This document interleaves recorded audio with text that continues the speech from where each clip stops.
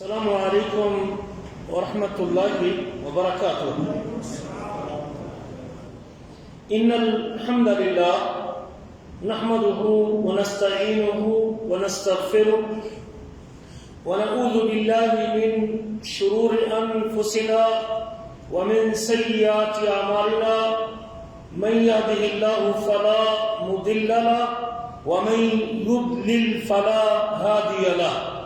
وأشهد أن لا إله إلا الله وحده لا شريك له وأشهد أن محمدا عبده ورسوله. اللهم صل على محمد وعلى آل محمد كما صليت على إبراهيم وعلى آل إبراهيم إنك حميد مجيد. اللهم بارك على محمد وعلى آل محمد كما باركت على إبراهيم وعلى آل إبراهيم إنك حميد مجيد. رب اشرح لي صدري ويسر لي أمري واحلل عقدة من لساني يفقهوا قولي. اللهم انفعنا بما علمتنا وعلمنا ما ينفعنا وزدنا علما ينفعنا. اللهم أرنا الحق حقا وارزقنا اتباعه وأرنا الباطل باطلا وارزقنا اجتنابه. أما بعد فأعوذ بالله من الشيطان الرجيم. الذين آمنوا ولم يلبسوا إيمانهم بظلم أولئك لهم الأمن وهم مهتدون. گرامی قدر بھائیوں اور لائق احترام ساتھیوں، دین اسلام کی خوبیوں میں سے سب سے بڑی خوبی عقیدہ توحید ہے. انسان کی دنیا، قبر اور آخرت میں کامیابی دو چیزوں پر منحصر ہے. ایک کا نام ایمان ہے اور دوسری کا نام نیک عمل ہے. اور ایمان کی 6 بنیادوں میں سے سب سے پہلی بنیاد ایمان باللہ ہے، اللہ پر ایمان. اور شاید ہم نے وضاحت کی تھی پچھلی مجلس میں کہ اللہ پر ایمان کے 4 تقاضے ہیں. نمبر 1 اللہ کے وجود پر ایمان. نمبر 2 اللہ ذوالجلال کو اس کے کاموں میں ایک ہونے کا یقین رکھنا. نمبر 3 اللہ تعالیٰ کو اس کی ناموں اور صفتوں میں ایک ہونے کا یقین رکھنا. اور نمبر 4 جو ذات میں ایک ہے، کاموں میں اکیلا ہے، ناموں اور صفتوں میں اپنا کوئی ثانی نہیں رکھتا، اس کے ناموں اور صفتوں میں کوئی شریک نہیں ہے، اس کے کاموں میں کوئی شریک نہیں، وہ اکیلے سارے کام کرتا ہے. اور اس پوری کائنات کا نظام اس اکیلے کے پاس ہے. جب جھکنے کی باری آئے گی، عبادت کی باری آئے گی، بندگی کی باری آئے گی، رکوع کی باری آئے گی، سجدے کی باری آئے گی، سر جھکانے کی باری آئے گی، ماتھا ٹیکنے کی باری آئے گی، دعا کی باری آئے گی، توکل کی باری آئے گی، امید کی باری آئے گی، طواف کی باری آئے گی، بھوکا رہنے اور روزہ رکھنے کی باری آئے گی. اللہ اکبر کبیرہ، حج یا مال قربان کرنے کا وقت آئے گا تو یہ ساری کی ساری باتیں اور یہ سارے کے سارے عمل اور یہ ساری کی ساری جو ہے نا وہ ریاستیں اور یہ ساری کی ساری جو جھکاؤ کی صورتیں ہیں، اس کا حقدار کون ہے؟ اللہ یا اکیلا اللہ؟ اکیلا اللہ. یہ بات یاد رکھے. جب کائنات کے نظام کو چلانے میں وہ اکیلا ہے، خلق میں، ملک میں، تدبیر میں، تقدیر میں، پیدا کرنے میں، اولاد دینے میں، رزق دینے میں، پانی اتارنے میں، عبوری نکالنے میں، بادل چلانے میں، سمندروں کے پانیوں پہ کنٹرول، ہواؤں پہ کنٹرول، فضاؤں پہ کنٹرول، ستاروں پہ کنٹرول، سورج پہ کنٹرول، چاند پہ کنٹرول، انسانوں پہ کنٹرول، جانداروں پہ کنٹرول، تمام مخلوقات کے اوپر جب کنٹرول ایک ذات کا ہے تو پھر یقیناً جھکنے کے لائق اور عبادت کے لائق بھی صرف یہ نقطہ جب تک سمجھ نہیں آئے گا اس وقت تک کسی بندے کی توحید کلیئر نہیں ہو سکتی. مگر اپنے اس جھکاؤ کو، بندگی کو، عبادت کو، رجوع کو، انابت کو، توبہ کو، خوف کو، امید کو، توکل کو، نظر کو، قربانی کو، سجدے کو، رکوع کو، طواف کو، حج کو، عمرے کو، روزے کو، صرف ایک اللہ کے لیے اس وقت خالص کریں گے اور صرف اس ایک اللہ کے نام، ایک اللہ ہی کے نام تب کریں گے جب ہماری ربوبیت کلیئر ہوگی، جب ہماری ربوبیت کلیئر ہوگی کہ کائنات کا نظام چلانے والا صرف اکیلا، جب نظام دو طرفہ مانیں گے، کنٹرول دو طرفہ مانیں گے، رزق دو طرفہ مانیں گے، اولاد دو طرفہ مانیں گے، بھلے آپ 99% اولاد کا اختیار اللہ تعالیٰ کو دیں اور 1% اولاد کا اختیار آپ نے مان لیا کسی مخلوق میں سے کسی کے لیے، سورج کے لیے، چاند کے لیے، اللہ کے ایک نبی کے لیے یا اللہ کے نیک بندوں کے۔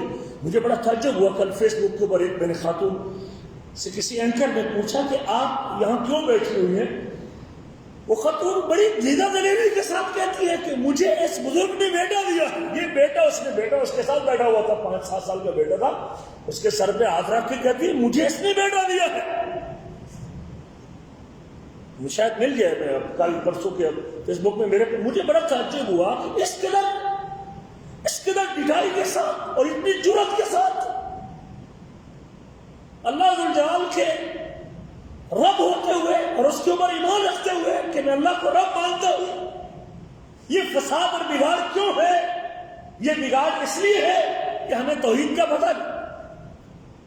اگر ہمیں پہلے دن سے ہماری گھٹی میں یہ بات ڈالی ہوتی اور ہمیں یہ بات راسخ کی ہوتی، ہمارے ذہن میں بات جمائی ہوتی ہے کہ خلق اور ملک کس کے اختیار میں، صرف صورتیں بنانا، چہرے بنانا، پانی کو صورت میں تبدیل کرنا، پانی کی بوند سے چہرہ بنانا، اس انسان کو وجود دینا، اس کو تخلیق کرنا، صرف کس کے اختیار میں ہے؟ اللہ کے اختیار۔ للہ ملک السماوات والارض، آسمان اور زمین کی بادشاہی اللہ تعالیٰ کے لیے۔ یخلق ما یشاء،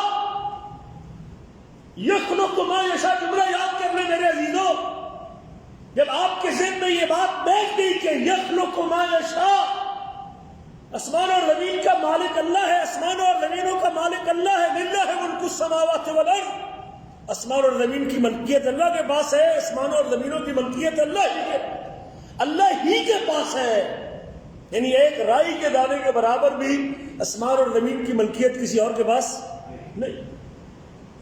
یخلق ما یشاء، جو چاہتا ہے پیدا کرتا ہے۔ یہب لمن یشاء اناثا، جسے چاہتا ہے بیٹیاں دیتا ہے اور جسے چاہتا ہے بیٹے دیتا ہے اور جسے چاہتا ہے دونوں دیتا ہے اور جسے چاہتا ہے باج بنا دیتا ہے۔ وَيَجْعَلُ مَن يَشَاءُ عَقِيمًا، اور جسے چاہتا ہے باج بنا دیتا ہے۔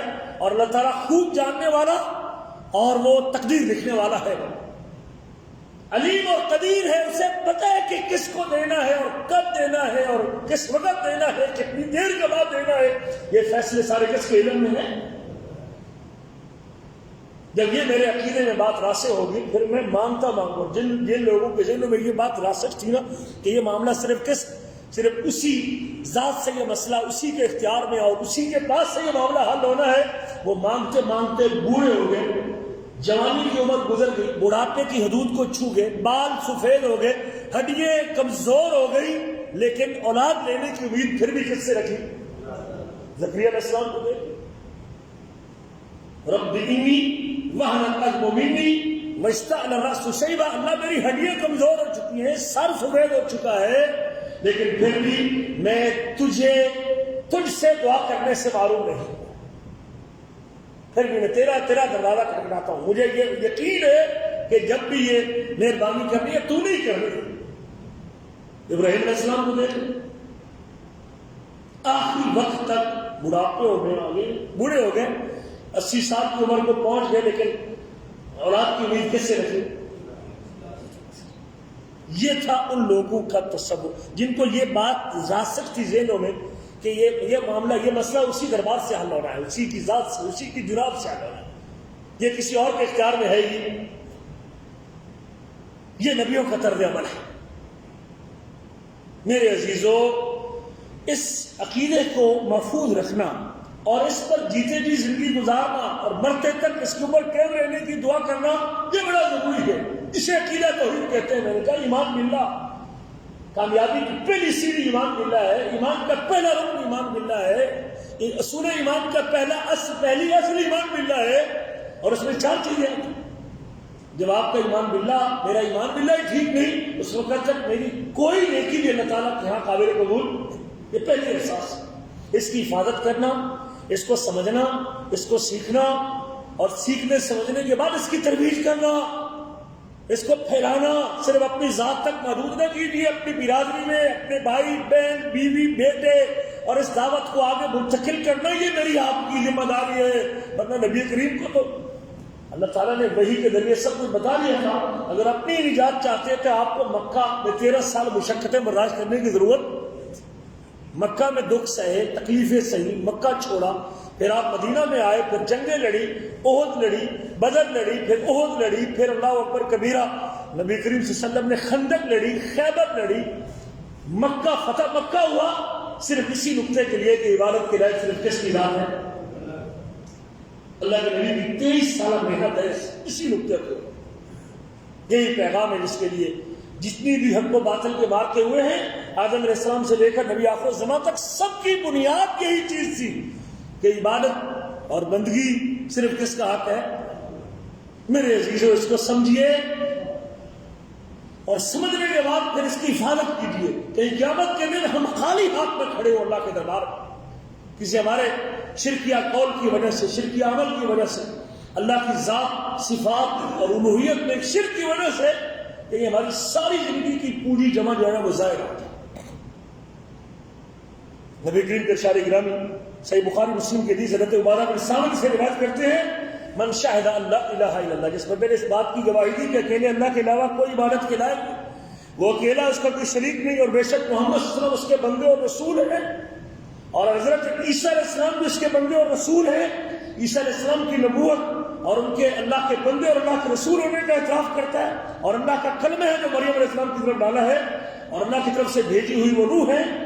جنت بھی حق ہے اور جہنم بھی حق ہے، الجنت حق والنار حق، ادخلہ اللہ الجنت علی ما کان من العمل، اس کی عملی کوتاہیاں ہوں بھی صحیح، باقی اس کی عملی کوتاہی موجود بھی ہو، جیسے بھی اس کے اعمال ہوں، لیکن اس کی اس عقیدہ توحید کی وجہ سے اللہ کے بارے میں اس کا نظریہ ٹھیک، رسول اللہ کے بارے میں اس کا نظریہ ٹھیک، عیسیٰ علیہ السلام کے بارے میں اس کا نظریہ ٹھیک، اس کی ایمانیات اور عقیدہ اس کا درست ہے، اس کے اندر کوئی لچک اور جھول نہیں ہے، اللہ تعالیٰ اس عملی کوتاہی کو معاف کر دیں گے، در بدر کر دیں گے، اور اللہ تعالیٰ اس کو جنت میں داخل کریں گے۔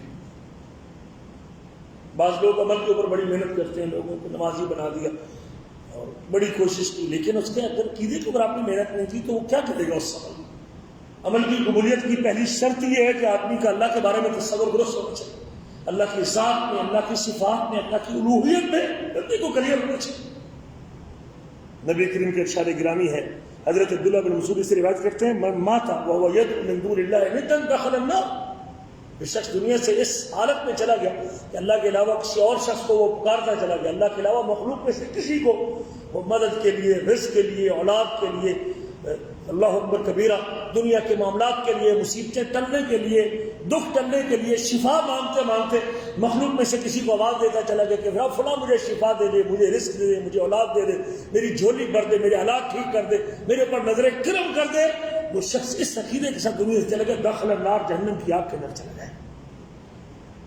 اور صحیح مسلم میں حضرت جابر کی یہ حدیث بھی ہے، من لقیا لا یشرک بہ شیئا، جو شخص اللہ سے اس حالت میں ملا گیا اس نے اللہ تعالیٰ کے ساتھ ایک رتی برابر بھی کسی کو شریک نہیں کیا، دخل الجنہ، اللہ اس کو جنت میں داخل کریں گے، اور جس نے اللہ کے ساتھ شرک کیا اللہ اس کو جہنم میں داخل کریں گے۔ میرے عزیزو، اس بنیاد کو سمجھنے کے بعد اور اس اصل کو سمجھنے کے بعد میری اور آپ کی ذمہ داری بنتی ہے کہ ہم اپنے اندر، ہمارے اندر، میرے اندر، آپ کے اندر، میں کسی کو نشانہ نہیں بنانا چاہتا، اللہ کی قسم، اللہ کو گواہ بنا کے کہتا ہوں، صرف اس مسئلے، اس مجلس کا مقصد اپنی اصلاح کرنا ہے کہ کہیں میں نہ جانتے ہوئے، لا علمی کی وجہ سے، صرف آباء و اجداد کے پیچھے طریقے پہ چلتے ہوئے، ہمارے بزرگ نہیں جانتے تھے کچھ چیزوں کو، لا علمی کی وجہ سے کچھ چیزیں کر رہے تھے اور ہم بھی ان کی دیکھا دیکھی کرتے جا رہے ہیں، کہیں ہمارا عقیدہ توحید تو متصل نہیں ہو رہا۔ آنکھیں کھول کے جئیں اور پھونک پھونک کے قدم رکھیں، زندگی گزاریں، سوچیں، پرکھیں، دیکھیں کہ میرے اس قول اور اس بول کی وجہ سے، میرے اس عمل کی وجہ سے کہیں میری توحید تو متاثر نہیں ہو جائے گی۔ یہ بڑی ضروری چیز ہے، ان چیزوں میں سے جس سے بندے کی توحید متاثر ہوتی ہے اور توحید کے اوپر حرف آتا ہے، وہ یہ ہے کہ آدمی تعویذ باندھ، دھاگا باندھ، وہ پلاسٹک کا جو پسٹن کے اوپر چڑھاتے ہیں نا، پسٹن کہتے ہیں، آپ پسٹن کہتے ہیں، اس کے اوپر جو ربڑ نہیں چڑھاتے، وال اس کے پلاسٹک کی گول ربڑ چڑھاتے ہیں بیچ میں، لوگ کوئی وہ پہنے ہوتے ہیں، دھاگا کسی نے کالا باندھا ہوتا ہے، کسی نے پاؤں میں کڑا ڈالا ہوتا ہے، کسی نے اللہ اکبر کبیر، بے شمار صورتیں لوگوں کی موجود ہیں، تعویذ باندھا ہوتا ہے کسی نے، اور سبحان اللہ سپیے باندھی ہوئی. میں تو پچھلے دنوں پاکستان گیا، ایک رشتہ دار کے گھر میں اس کے بچے کے گلے میں پورا گلا اس کا بھرا ہوا ہے جناب، چمڑے کے ساتھ اس نے باندھ کے ادھر سے لے کر پوری لین لگی ہار بنایا ہوا اس نے گلے، سپیاں ڈالی ہوئی ہیں، پتھر ڈالے ہوئے ہیں، پیتل اور چاندی کی کچھ چیزیں ڈالی ہوئی ہیں، اس کے اوپر مختلف قسم کے تلسم ڈالے ہوئے ہیں، اور ہندسے اوپر لکھے ہوئے ہیں، اور اگر کسی کا تعویذ کھول کے دیکھتے ہیں تو اس میں غیر مفہوم باتیں لکھی ہیں جس کا کوئی پتہ نہیں کیا لکھا ہوا ہے. اور کبھی کبھار ایسے بھی ہم نے کئی تعویذ کھولے ہیں کہ جس میں اللہ کی مخلوق سے آوازیں دی گئی ہیں، یا دستگیر، یا فلاں، یا فلاں، یا علی اجمیری، اس قسم کے جملے جس میں مخلوق کو پکارا گیا ہے اور اللہ کے بندوں کو دعوت دی گئی ہے، یا فلاں میری اس مصیبت کو ٹال دے، یہ جملے لکھے ہوئے ہیں.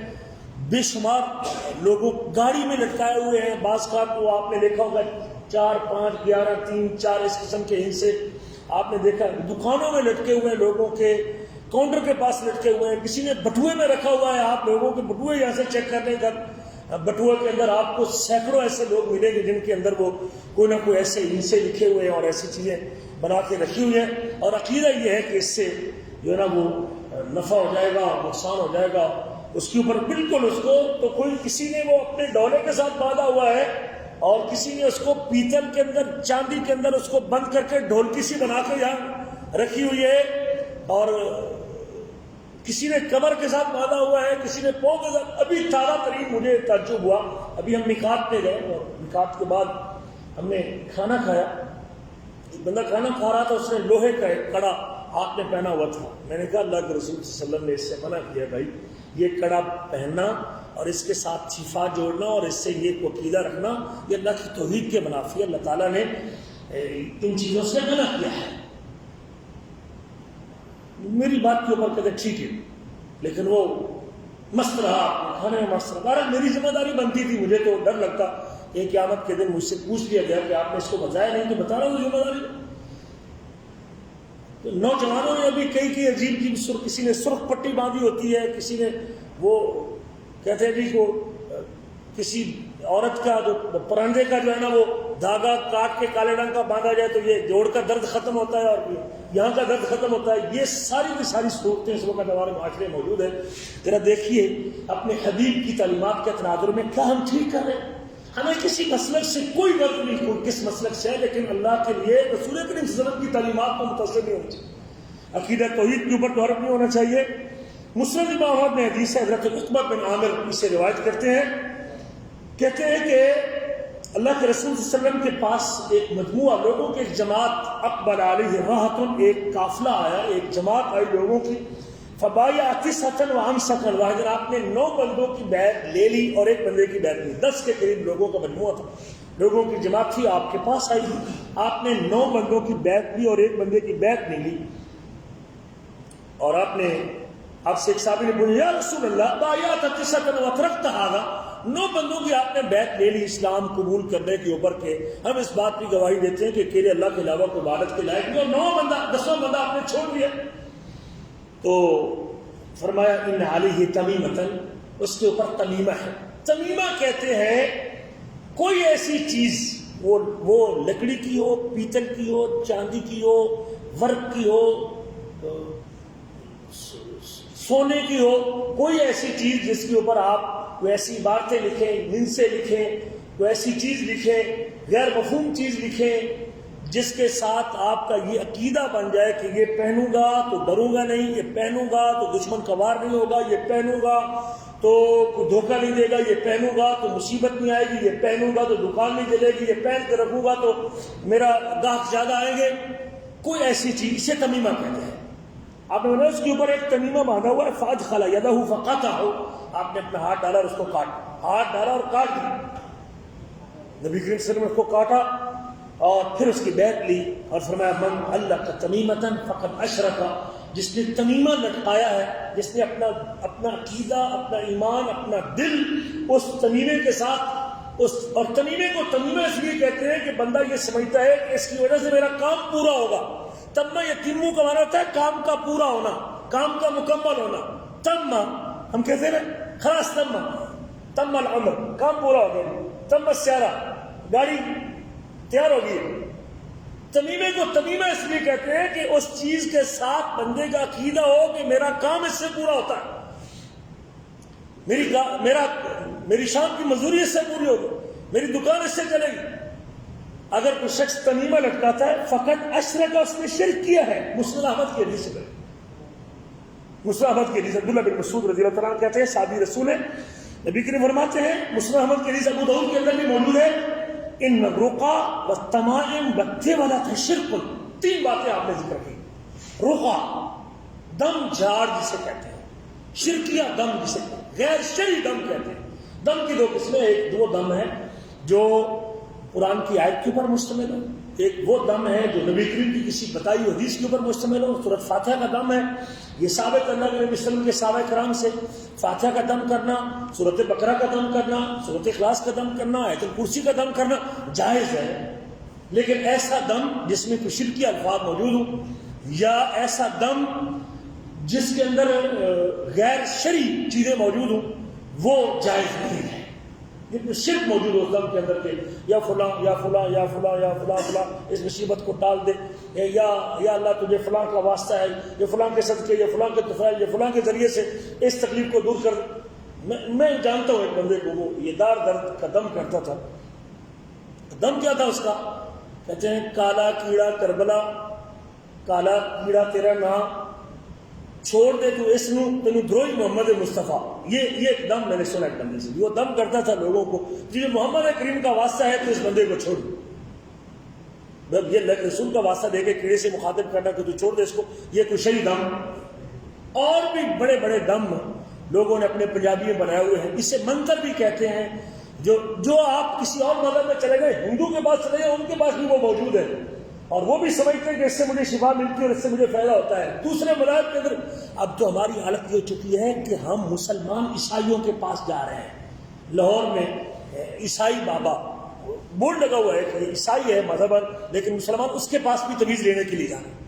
ہماری ابتری کا یہ عالم ہو چکا ہے. مسلمان ہم کلمہ گو ہیں، توحید کے دفاع کرنے والے تھے، ہم توحید پرست تھے بھائی، ہم محمد کریم کے امتی تھے، ہم اللہ کے رسول صلی اللہ علیہ وسلم کے پیروکار تھے. جس کی 23 سالہ زندگی گزر گئی اس ایک توحید کو بچانے کے لیے اور لوگوں کو سمجھانے کے لیے، جن کا گھر چھوٹا، در چھوٹا، بچے چھوٹے، سب کچھ چھوٹا. آپ صلی اللہ علیہ وسلم نے صرف یہ نقطہ سمجھانے کے لیے کہ عبادت کے لائق کس کی ذات ہے، نفع و نقصان کے لائق کس کی ذات ہے، اللہ تعالیٰ کی ذات ہے. مخلوق سے، لوگوں سے، چیزوں سے، درختوں سے، پتوں سے بندے کو کوئی ایسا نفع و نقصان جو اللہ نے تقدیر میں نہیں لکھا وہ کسی اور کے پاس نہیں ہے. تو ایسا غیر شرعی دم. اور دوسرا آپ نے فرمایا وہ تمیمہ ہر وہ چیز ہے جس کو آپ اولاد کے گلے میں لٹکائیں، اپنے ڈولے پہ لٹکائیں.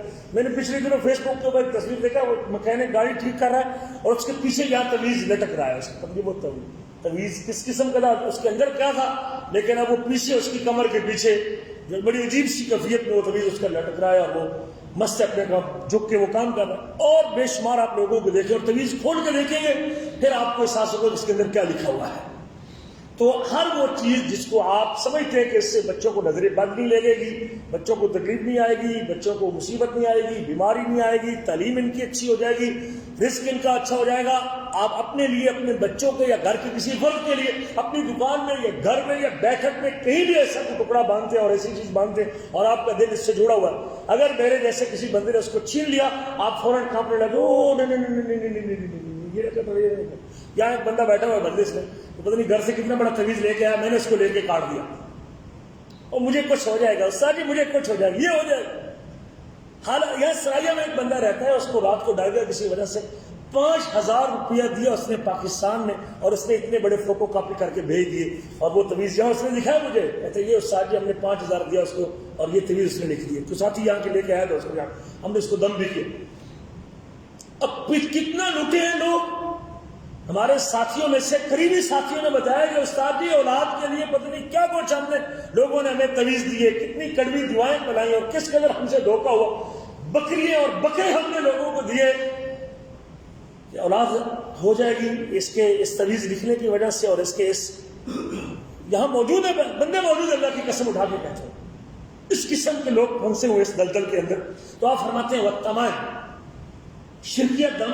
خیر سے ہمارے ایک ساتھی کو 2002 میں وہ عمرہ کرنے کے لیے آئے، میرے ساتھ پڑھتے تھے، اللہ تعالیٰ کی قبر منور فرمائے۔ دیکھیں جو صحیح العقیدہ لوگ ہوتے ہیں وہ کس طرح توحید کی حفاظت کرتے ہیں۔ ہم مدینہ میں پڑھتے تھے اور وہ عمرہ کرنے کے لیے آئے، بڑے قابل آدمی تھے، ہم اکٹھے پڑھتے تھے ایک ہی استاد کے پاس، اور آئے بھی ایک نبینہ آدمی کے ساتھ، اور وہ نبینہ بھی حافظ قرآن اور بڑے نیک آدمی تھے۔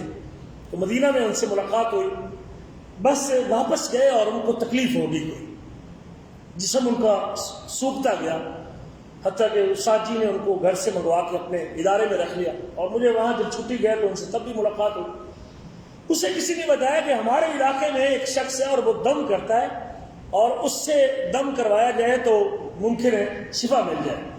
مجھے کہتے ہیں کہ بھائی جان اس سے یہ پوچھنا، اس کا دم سنے، اگر وہ دم کتاب و سنت کی روشنی میں کرتا ہے، توحید کے اوپر مبنی کرتا ہے، تو میں اس کے پاس جانے کے لیے تیار ہوں۔ اگر اس کا دم غیر واضح ہے، ہمیں پتہ نہیں کہ وہ کیسا دم کرتا ہے، تو میں اس کے پاس جانے کے لیے تیار ہوں۔ مجھے اس زندگی سے موت عزیز ہے، مجھے وہ زندگی نہیں چاہیے جس زندگی میں شرک اللہ تعالیٰ کے ساتھ ہو جائے، نہ جانتے ہوئے بھی شرک ہو جائے۔ میں ایسا دم نہیں کروانا چاہتا جس کا مجھے پتہ نہ چلے۔ وہ شخص فوت ہو گیا، ہمارا وہ طالب علم ساتھی تھا، فوت ہو گیا، اللہ کو پیارا ہو گیا، اللہ اس کی قبر کو منور فرمائے۔ لیکن کتنا حساس تھا کہ اس نے کسی ایسے بندے سے دم نہیں کروایا جس کے بارے میں شک تھا کہ پتہ نہیں اس کا دم شرکیہ نہ ہو کہیں۔ جب تک وہ دم اونچی نہیں پڑے گا اور کلیئر نہیں کرے گا کہ وہ کیا کر رہا ہے، تب تک میں اس سے دم کروانے کے لیے تیار۔ یہ ہوتی ہے حفاظت توحید، اور یہ ہوتا ہے عقیدہ توحید کہ انسان بعض کا بڑے بڑے صاحب العقیدہ صحیح العقیدہ لوگوں کو ہم نے ڈوبتے دیکھا ہے۔ جن جب آ گئے یا کوئی ایسی تکلیف آ گئی، ان کو ڈر گئے ان کے بچے، تو پھر انہوں نے کوئی پرواہ نہیں کہ کون دم کرنے والا ہے، جب یہی اس طلب میں کہ بس ہمیں شفا ملنی چاہیے اور ہمیں یہ جن دور ہونا چاہیے، پھر نہیں پرواہ کی اپنے عقیدے۔ تو اللہ کے نبی صلی اللہ علیہ وسلم فرماتے ہیں کہ تمائم، یہ جو بھی تویز باندھا جاتا ہے وہ شرک ہے۔ وتے والا کو، اور تیسری فرمایا وتے والا کو، تے والا کہتے ہیں کہ ایسا جادو جو عورت کرے مرد کو اپنی طرف مائل کرنے کے لیے، یا مرد کرے عورت کو اپنی طرف مائل کرنے کے لیے۔ اور یہ ہمارے پاکستان میں بہت زیادہ لوگ تویز لے کے دیتے ہیں، خامد کو قریب کرنے والا اور خامد کو قابو کرنے والا، اس کی ماں کے خلاف کرنے والا تویز، اس طرح میرے قابو میں رہے، اس قسم کا اسے کہتے ہیں عطف اور صرف، کسی بندے کو اپنی طرف مائل کرنا یا کسی کو دوسرے سے پھینکنا، اور یہ جادو ہے، اور جادو کرنا کفر ہے۔ ہر وہ تویز جس میں مرد کو کھینچا جائے یا عورت کو کھینچا جائے، ہاں اگر دم کیا جائے تو دعا کی جائے کہ یا رب اس کے دل میں میری محبت ڈال دے، اللہ اس خامد کو میرا ہی رکھ، یا اللہ اس خاتون کو میری محبت میں رکھے، اس دعا کرنے میں تو کوئی حرج نہیں ہے۔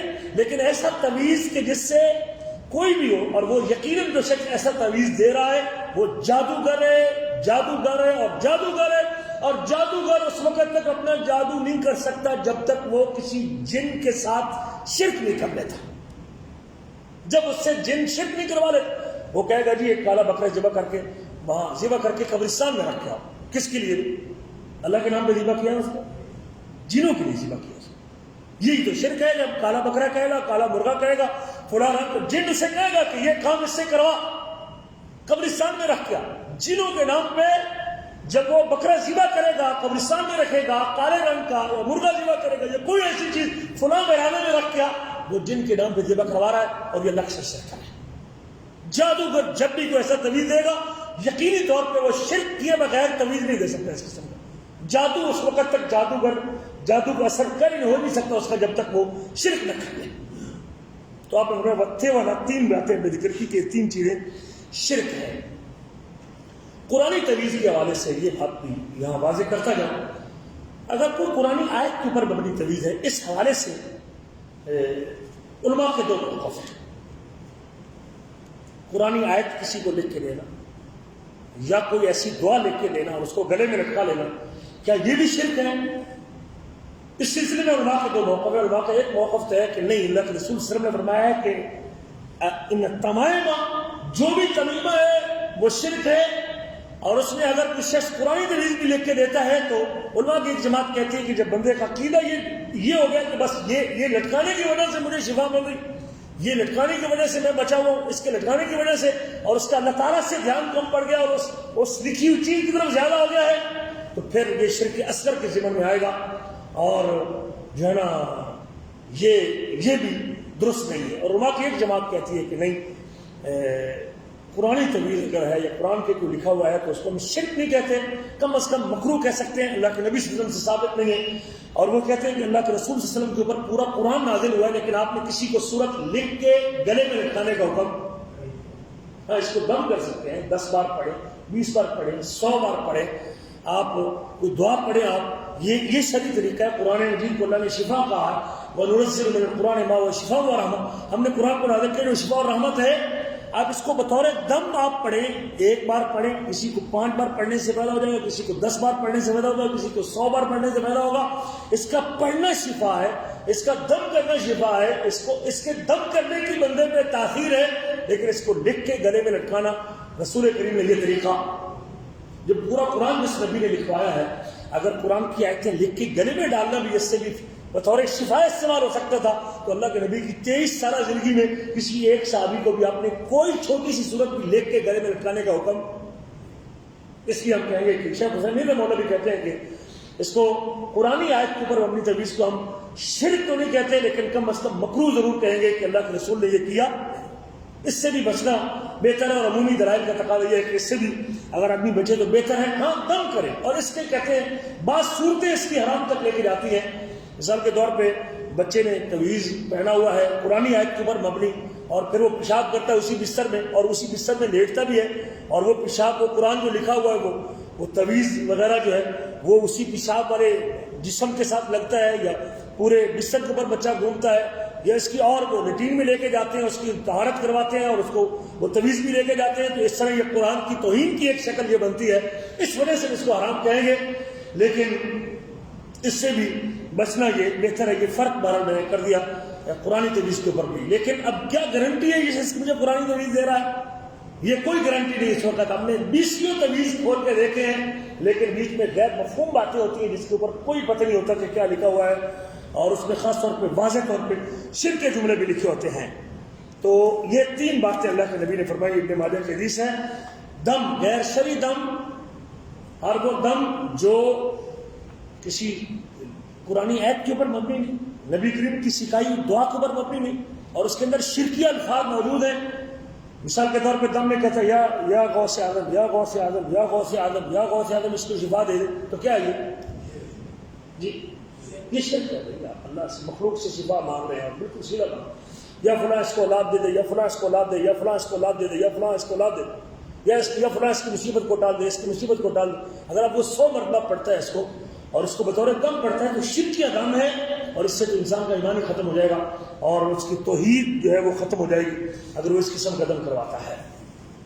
اسی طرح گاڑیوں پہ اس جسم کی لٹکانا، صرف اپنے اوپر نہیں، گاڑی پہ لٹکانا، بیٹھک میں لٹکانا، گھر میں لٹکانا، نظر بد اور حسد سے بچنے کے لیے، بعض کا حسد سے بچنے کے لیے وہ فلاں شخص کہیں نقصان نہ دے دے، یہ ساری کی ساری چیزیں اللہ کے رسول صلی اللہ علیہ وسلم نے منع کی۔ حضرت ابو بشیر روایت کرتے ہیں انصاری، اور یہ بخاری مسلم کی حدیث ہے کہ اللہ کے نبی صلی اللہ علیہ وسلم کے ساتھ ایک سفر میں نکلا، اللہ کے رسول صلی اللہ علیہ وسلم نے فرمایا فارسل رسولا، آپ نے ایک ساتھی بھیجا، اپنا نمائندہ بھیجا قافلے کے اندر، پورے کے اندر، فرمایا لا يبقين في رقبة بعير قلادة من وطن، یہ اونٹ چیک کرو، اور کسی اونٹ کی گردن میں تانبے کی کوئی تانت کی کوئی تار نہیں ہونی چاہیے۔ لوگ اونٹ کو نظر بد سے بچانے کے لیے تانت کی تار باندھتے تھے، تو آپ نے فرمایا کسی اونٹ کی گردن میں تانت کی کوئی تار نہیں رہنی چاہیے، کسی اونٹ کی گردن میں تانت کی تار نہ رہے، اور قلادۃ، یا کوئی کسی قسم کا بھی، وہ تانت کے علاوہ یا کوئی اور تانبے کے علاوہ یا کوئی اور بھی دھاگا اگر کسی کے گردن میں باندھا ہوا ہے تو وہ دھاگا کاٹ دیجئے. تو اللہ کے رسول صلی اللہ علیہ وسلم نے وہ دھاگا کٹوا دیا اور حکم دیا. صحیح بخاری اور صحیح مسلم کی حدیث. اس سے پتہ چلتا ہے کہ جو بڑا ہے، گھر کا سربراہ ہے، اس کو چیک اینڈ بیلنس بھی رکھنا چاہیے کہ ہمارے تو بھینسوں کے گلوں میں تویز ڈالے ہوئے ہیں لوگوں نے، اونٹوں کے، بکریوں کے گلوں میں تویز ڈالے ہوئے ہیں، گایوں کے گلے میں تویز ڈالے ہوئے لوگوں نے ڈول کی اور لکڑی کی. میں نے دیکھا کہ لوگوں کو لکڑی درخان کے پاس جا کے اس کی لکڑی میں سوراخ کروا کے اس میں تویز ڈال کے اوپر سے ٹوک کے وہ ایک ٹلی سی بنا کے لوگوں نے بھینسوں کے گلوں میں ڈالی ہوتی. اور وہ بھینس گوبر بھی کرتی ہے، وہیں بیٹھتی بھی ہے اور پیشاب بھی کرتی ہے. اب قرآن کی توہین ہے. اگر آپ نے ایسی قرآن کی آیت لکھ کے دی، اگر کوئی اور چیز ہے تو شرک ہے، اور قرآن کی آیت لکھ کے دی ہے تو پھر کم از کم قرآن کی توہین تو ہو رہی ہے.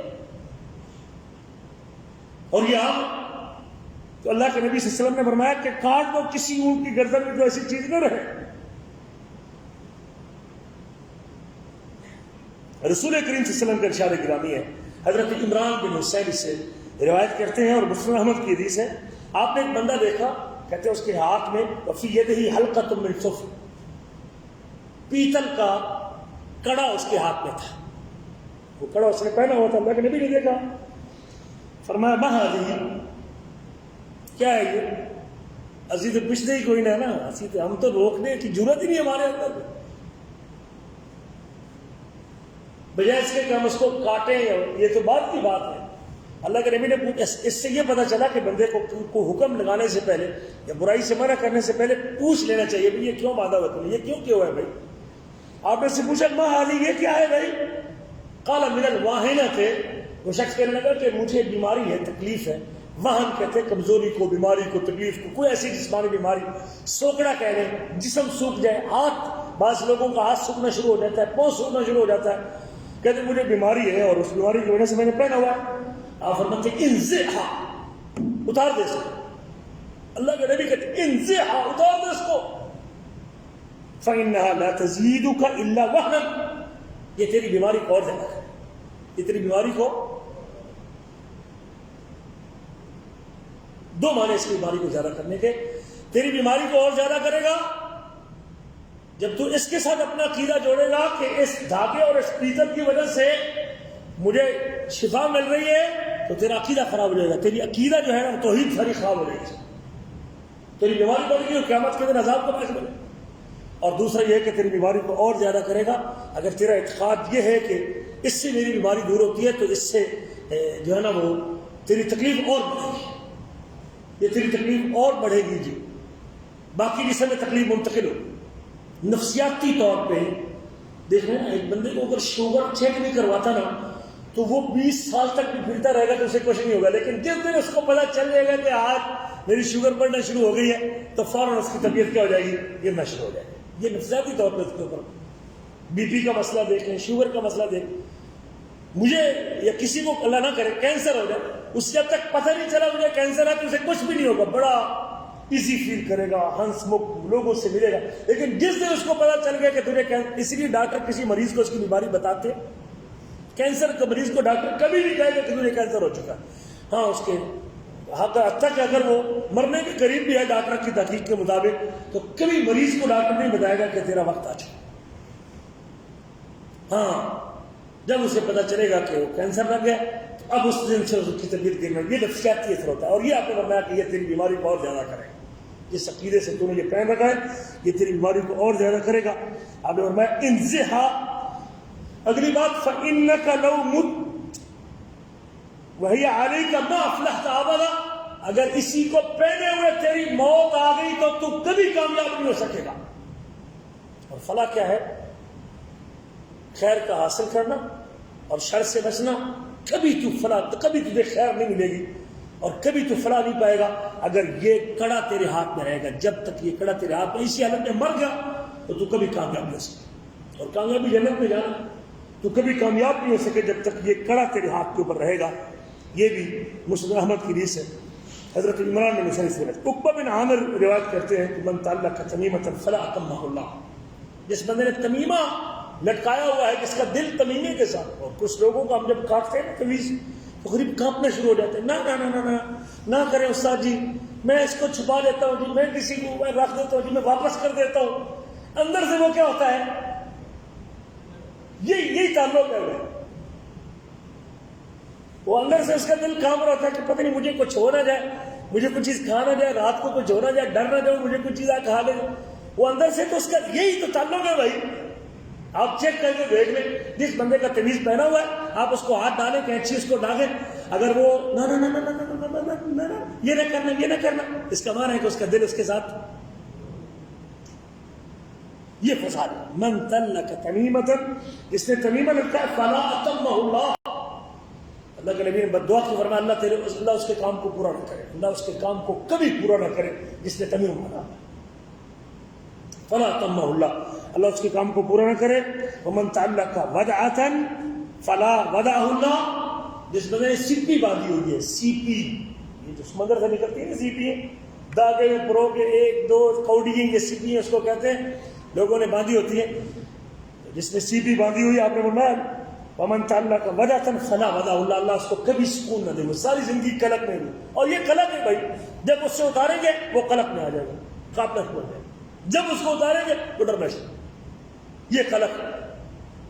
لیکن جس کا عقیدہ توحید ٹھیک ہے، عقیدہ درست ہے، جس کو پتہ ہے کہ نفع اور نقصان کا مالک میرا رب ہے، اور جس نے یہ آیتیں پڑھی ہوئی ہیں قل افرأیتم ما تدعون من دون اللہ، محمد کریم آپ ان سے کہہ دیجئے افرأیتم، ذرا بتائیے مجھے، ما تدعون من دون اللہ، جن کو تم اللہ کے علاوہ پکارتے ہو، لات ہے منات ہے عزا ہے، جن کی تم پوجا کرتے ہو، جن کو تم پکارتے ہو مصیبت میں، یہ شفا دینے والا، یہ رزق دینے والا، یہ علاج ٹھیک کرنے والا، یہ قسمت کھری کرنے والا، یہ غم ٹالنے والا، یہ دکھ دور کرنے والا. آپ تو ہم کر رہے ہیں بھائی، ہمارے پاکستان میں تو سب چیزیں سارے سیمپل موجود ہیں، سب سیمپل موجود ہیں. آپ یہ جھولی بھرنے والا، تو جھولی بھر دے تو قسمت کھری کر دے، پنڈی میں چلا جائے، اور نظر کرم کرنی تو جنگ میں چلا جائے، اور اگر غم ٹالنا ہے تو مادو لال چلا جائے، اور اگر جھولی بھرنی ہے تو رجویری چلا جائے، اور اگر سبحان اللہ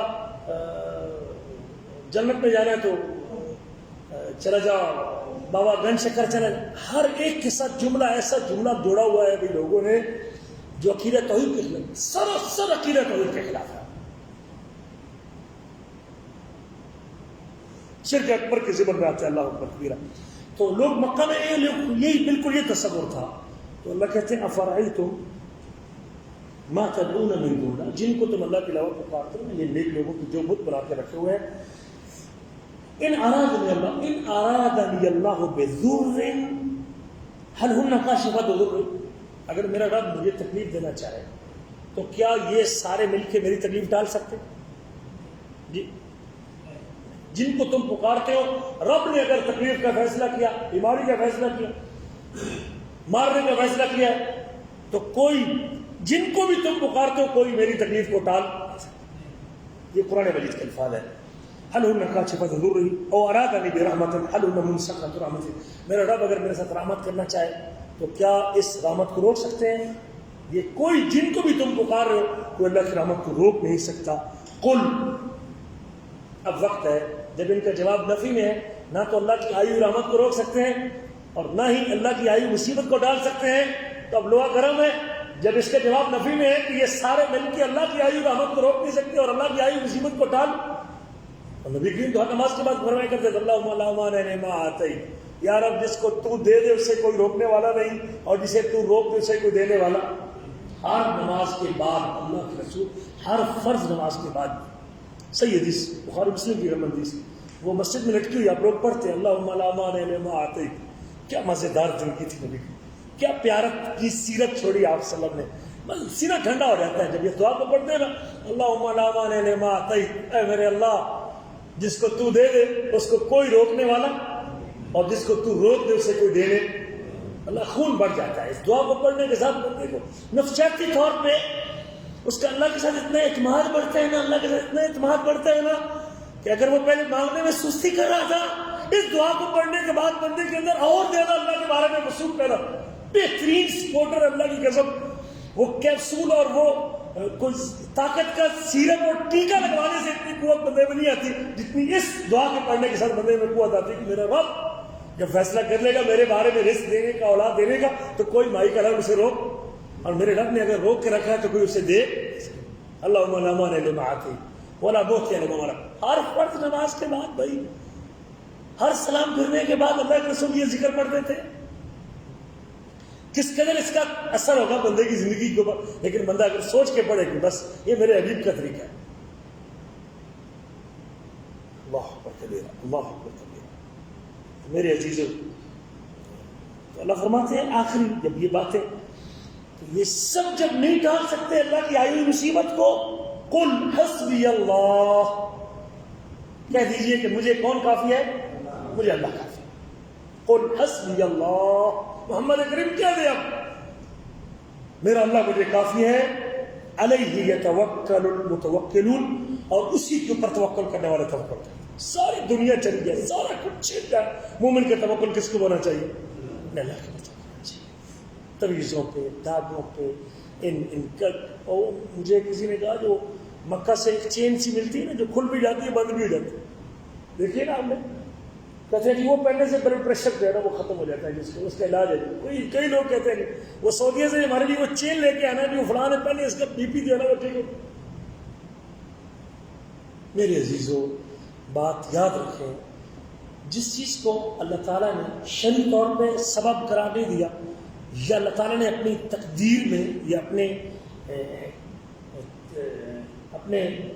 شریعت میں یا تقدیر میں اللہ تعالیٰ نے جس چیز کو سبب نہیں قرار دیا، ہم اس میں نفع نقصان کا سبب نہیں جوڑ سکتے. شرعی طور پہ مثال کے طور پہ فاتحہ پڑھنے سے شفا ملتی ہے، یہ اللہ کے رسول نے خبر دی ہے، یہ شرعی سبب ہے.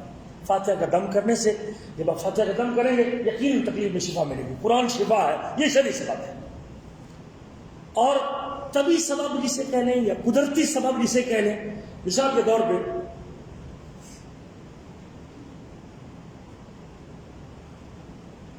تیل کو بطور مالش استعمال کرنا، زیتون کا تیل ہو گیا، یا کوئی لونگ ہے اس کو درد کے لیے استعمال کرنا ہے، یا نم کی مسواک کرنا ہے، اس سے جو داڑھ کی تکلیف دور ہوتی ہے، یا کوئی ایسی چیز کڑوی چیز استعمال کرنا ہے جس سے خون صاف ہوتا ہے، اس سے گول استعمال کرنے سے پیٹ صاف ہوتا ہے مثال. اور یہ تجرباتی طور پہ ہم نے دیکھا ہے کہ اس دوائی کا یا اس چیز کا جو اللہ نے پیدا کی ہے، اس کو اوپر باندھنے سے، ہلدی گھٹنے کے اوپر باندھنے سے چوٹ لگی ہو تو ہڈی جڑ جاتی ہے. تجرباتی طور پہ لوگوں کو دیکھا گیا، تجربے نے بتایا. تو ہم اس چیز میں تو اس حد تک استعمال کر سکتے ہیں کہ یہ میرے رب نے چاہا تو اس چیز کے استعمال کرنے سے مجھے شفا ملے گی، لیکن اس کے ساتھ بھی میں اپنا عقیدہ نہیں جوڑ سکتا. پتھر اگر بالفرض کی شخص پہنتا ہے، مولی میں زمرد پہنتا ہے یا عقیق پہنتا ہے، اور اس کا عقیدہ یہ ہے کہ اس پتھر کے پہننے سے میرا دشمن میرے اوپر وار نہیں کرے گا یا میرے رزق میں برکت آئے گی، تو یہ عقیدہ درست. آپ ایسی چیز میں نفع مار رہے ہیں جس میں اللہ تعالیٰ نے نفع رکھا. ہاں کسی پتھر کو رگڑنے سے، جسم پر رگڑنے سے اگر کوئی جسمانی فائدہ ہوتا ہے تو اس کو رگڑنا یہ سبب ہے، تجرباتی سبب ہے، یہ قدرتی سبب ہے، یہ اللہ تعالیٰ نے رکھا ہے. اس کو بعض دوائیں استعمال کرنے سے، جو کھانے سے یا پینے سے جس کا تعلق ہے اس کو، یا ملنے سے، جسم پر رگڑنے سے یا باندھنے سے اس کا تعلق، تجربے سے ہمیں پتہ چلا ہے اور اللہ نے رکھا ہے اپنی. اور اس حد تک اس کو سمجھنا کہ اللہ تعالیٰ نے اگر شفا اس میں لکھی ہو. بہت سارے ایسے لوگ ہوتے ہیں جو ایک ڈاکٹر سے دوائی لیتے ہیں لیکن اللہ شفا دیتا ہے، لیکن اسی سے دوسرے نے دوائی لی ہوتی ہے لیکن جواب. تو سبب کو اس حد تک شرعی سبب ہو، اللہ کے رسول نے خبر دی ہو کہ یہ چیز دم کرو گے تو یہ فائدہ ہوگا، اس کو اس طرح پڑھو گے تو یہ فائدہ ہوگا، یہ شرعی سبب ہے، شریعت نے بتایا. یا قدرتی سبب ہو، اللہ نے تقدیر میں یا اللہ تعالیٰ نے اس چیز کے خصائص اور اوصاف میں یہ لکھا ہے کہ اس کو باندھنے سے یا کھانے سے یا پینے سے یہ تکلیف دور ہو سکتی ہے، یا درد دور ہو سکتا ہے، یہ شفا مل سکتی ہے. تو اس عقیدے کے ساتھ کہ میرے رب نے چاہا تو اللہ تعالیٰ اس کے کھانے سے مجھے شفا دے گا اور اس سے مجھے فائدہ ہوگا.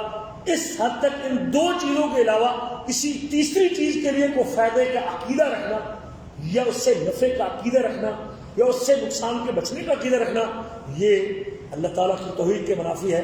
اور ایسی چیز کو سبب قرار دینا ہے جس کو اللہ نے سبب قرار نہیں دیا. تو یہ چند باتیں تھیں آج کی مجلس میں. ایک تو اللہ کے رسول صلی اللہ علیہ وسلم نے اس کے لیے دعا کی ہے کہ، اور آپ نے ان ساری باتوں سے منع کیا ہے، دھاگا باندھنا اور تویز باندھنا دکان اور کاروبار کی برکت اور خیر کے لیے، اور اس کے اوپر پیسے لوٹانا. انسان اپنا مال بھی ختم کرے گا، مال بھی ضائع کرے گا اور اپنا ایمان بھی ضائع کرے گا. اللہ سے دعا کرنی چاہیے. اس کے مقابلے میں اللہ سے توکل، رات کو تہجد کے وقت اٹھیں، تیسرے پیر اٹھیں، اللہ کے سامنے روئیں، اللہ سے گڑگڑائیں، اللہ تعالیٰ سے مانگیں۔ نبی کریم کی بڑی بہترین تعلیمات موجود ہیں، وہ کلمات جس سے دعا قبول ہوتی ہے، وہ اوقات جس سے دعا قبول ہوتی ہے، وہ جگہ جس پر دعا قبول ہوتی ہے۔ آپ کو اگر یہاں تسلی نہیں ہو رہی تو اللہ کے گھر چلے جائیں۔ ہمارے استاد شیخ سنکیتی نے ایک واقعہ ذکر کیا کہ ایک شخص کو اس کا داماد بڑا تنگ کرتا تھا، وہ رشتہ بھی کہتے میرے کہنے پہ ہوا تھا، میرے پاس آ گئے کہ داماد بڑا تنگ کرتا ہے شیخ، تو میں بڑا پریشان ہوں، ادھر بیٹی ہے اور بیٹی کا دکھ برداشت نہیں ہوتا۔ اللہ اکبر کبیرہ، ہم کوتا ہو گئے اللہ کے ساتھ، ہم اللہ سے ٹوٹے ہوئے، ہمیں تو لوگوں نے بگاڑ دیا کہ اللہ ہماری ڈائریکٹ سنتا نہیں ہے جب تک کسی کا واسطہ نہیں دے گئے۔ یہ بدعقیدگی اللہ کے بارے میں یہ پھیلا دی گئی ہے، ہم کیا اللہ سے مانگیں گے، ہم تو لٹے ہوئے لوگ ہیں اللہ کے ساتھ۔ شیخ کہتا ہے میں نے اسے کہا سوچ چکی، میں کہ یار تو بیت اللہ چلا جا، اللہ کے گھر چلا جا اور وہاں بیٹھ کے اللہ سے دعا کر۔ وہ چلا گیا، لیکن تب یہ موبائل کا زمانہ نہیں تھا، اور اس شخص نے اللہ کے گھر میں بیٹھ کے دعا کی، اور اتنی دعا کی یا رب تو میرے لیے ثانی پیدا کر دے اور میرے اس نماز کو ہدایت دے دے اور میری بیٹی کی جو ہے نا وہ یہ پریشانی دور کر دے۔ کہتے ہیں کہ وہ دعا ایسی قبول ہوئی کہ اس کے داماد نے سسر کا پتہ کیا کہ کہاں ہے، ان کا جی وہ تو مکہ گیا ہوا ہے، ہوٹل کا پتہ کیا، ہوٹل کے نمبر کے اوپر فون کیا، اور فون کرنے کے بعد جب تک اس نے سسر سے بات نہیں کی، کہتے ہیں مجھے معاف کر دینا، میں نے جو بھی زیادتی کی ہے یا جو بھی مجھ سے ہوا ہے مجھے معاف کر دینا۔ یہ شیخ نے اپنا واقعہ سنا، اور بے شمار واقعات اس قسم کے واللہ ملتے ہیں ہمیں کہ جب بندہ اللہ تعالیٰ سے رو کے دعا کرتا ہے اور جھک کے دعا کرتا ہے، اللہ بڑا مہربان ہے، اللہ تعالیٰ تو کن کے اپنے فیصلے کو نافذ کرنے والا، تو ہم بجائے اس کے کہ اپنا مال، اپنا ایمان، اپنی دولت تویزوں کے اوپر اور شرک تویزوں کے اوپر اور ان ٹونوں کے اوپر، ان دھاگوں کے اوپر اور ان چیزوں کے اوپر لوٹائیں اور ختم کریں، اور اپنے کل قیامت کے دن تو اس سے بھی ہاتھ دھو بیٹھے۔ ہم تو اپنے حبیب کے طرز عمل پہ اور اپنے حبیب اور اپنے نبی کے طرز عمل پہ، جس نے لوگوں کو زمین سے ہٹا کے کدھر کیا، جن کا رخ کیا لوگوں کی طرف، اللہ کی طرف کیا، لوگوں سے ہٹا کے رب العباد کی طرف لوگوں کا رخ کیا، اور لوگوں کو بتایا کہ وہی رب ہے اور وہی کرنے والا ہے اور وہی فیصلے کرنے والا ہے اور وہی دعائیں قبول کرنے والا ہے۔ اس محبت کے ساتھ آپ اپنے اللہ کی محبت کو دل میں جگہ دیں اور پیار کو جگہ دیں کہ اللہ تعالیٰ بڑا مہربان ہے اپنے بندوں کے لیے۔ وہ تیسرے پیر پہلے اسمان پہ کہتے ہیں، ہے مجھ سے کوئی دعا کرنے والا، ہے مجھ سے کوئی مانگنے والا، کوئی ہاتھ اٹھائے تو صحیح، کوئی جھولی بلائے تو صحیح۔ میرا مسئلہ ہے، کام کا مسئلہ ہے، شفا کا مسئلہ ہے، بیٹیوں کا مسئلہ ہے، شادیوں کا مسئلہ ہے، مجھے اپنے اللہ سے اپنا تعلق مضبوط کرنا چاہیے، نماز کی پابندی کرنی چاہیے، اور اپنے اللہ کے ساتھ بندے کا ہر بندہ سمجھے کہ میرا سب سے زیادہ میرے رب سے تعلق ہے۔ جب یہ تصور آ جائے گا آپ کا تو پھر دیکھیں وہ تو پانیوں سے رستے بنانے والا ہے، وہ تو آپ کو گلزار کرنے والا ہے، وہ تو آسمان سے ملائکہ نازل کرنے والا ہے۔ میرے مانگنے میں کمی ہے، اس کے دینے میں کمی نہیں۔ یہ آج کے درس کا خلاصہ ہے۔ اللہ مجھے اور آپ کو ایسی محبت اپنے رب کی عطا کر دے جس سے ہم اس سارے قسم کے چنگل سے آزاد ہو جائیں اور اپنے اللہ کے اور اپنے حبیب اور میرے آپ کے حبیب کی یہی تعلیم، اللہ کی قسم نبی کریم کی یہی تعلیمات ہے۔ پیارے نبی کی سیرت تو پڑھنے کے آپ لکھ کے دینا چاہتے تو قرآن لکھ کے دیتے، پورا قرآن لکھوا دیا، لیکن کسی کو گلے میں لٹکانے کے لیے آپ نے نہیں دیا۔ ہاں قرآن پڑھیں، تلاوت کریں، کبھی دل پہ بوجھ آ جائے تو ترجمہ پڑھیں، ایک ایک آیت کے اوپر رکیں۔ ایک بندہ پوری رات سورۃ اخلاص پڑھتا رہا، پوری رات سورۃ اخلاص پڑھتا رہا، اس کو اور نہیں آتا تھا کچھ، ساری رات اس کی بیت گئی سورۃ اخلاص پڑھتے پڑھتے۔ پڑوسی نے سنا، کبھی آپ نے پڑھی 1000 دفعہ سورۃ اخلاص، کبھی گئے ہوں بیت اللہ میں اور مغرب سے عشاء تک یا عشاء سے فجر تک کبھی آپ نے کھڑے ہو کے 2 رکعتیں پڑھی اور آپ نے اخلاص ہی پڑھتے رہے، کبھی آپ نے رات کو سورۃ اخلاص ہی پوری رات پڑھی 2 گھنٹے 4 گھنٹے، وہ ساری رات اخلاص سورۃ اخلاص کو اللہ ہی پڑھتا رہا۔ پڑوسی نے سنا، اگلے دن نبی کریم سے کہنے لگا کہ اللہ کے رسول ہمارا پڑوسی ساری رات سورۃ قل اللہ ہی پڑھتا رہا، ساری رات قل اللہ ہی پڑھتا رہا، اس کو کوئی اور قرآن یاد ہی نہیں تھا۔ اللہ کے نبی کہتے ہیں، اللہ کے بندے تجھے پتہ نہیں ہے اس نے جو سورۃ اخلاص پڑھی ہے تو اس کو چھوٹا سمجھ رہا ہے، تھوڑا سمجھ رہا ہے، یہ 3 مرتبہ پڑھنے سے اللہ پورے قرآن کا ثواب عطا کرتا ہے۔ کبھی ایسی آیت الکرسی کے ساتھ اور سورۃ اخلاص کے ساتھ جڑیے تو صحیح ذرا، اور اس کو بار بار پڑھیے تو صحیح ذرا اللہ تعالیٰ کا اس کے معنی کو سمجھ کے، پھر دیکھیں کہ آپ کی بیٹری کتنی چارج ہوتی ہے اور آپ کا اللہ پر اعتماد کتنا مضبوط ہوتا ہے۔ ذرا اس طرف توجہ کیجیے میرے عزیزو۔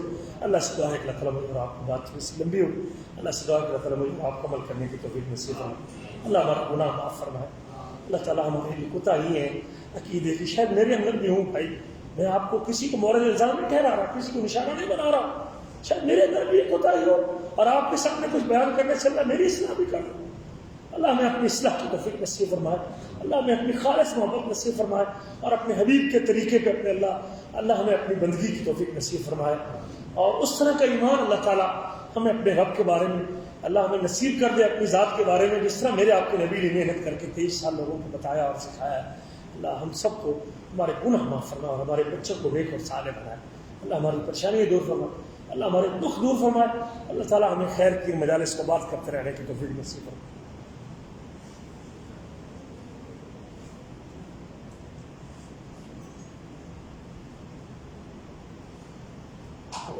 کوئی سوال ہے کسی بھائی کے تو پوچھ سکتے ہیں میری گفتگو کے حوالے سے.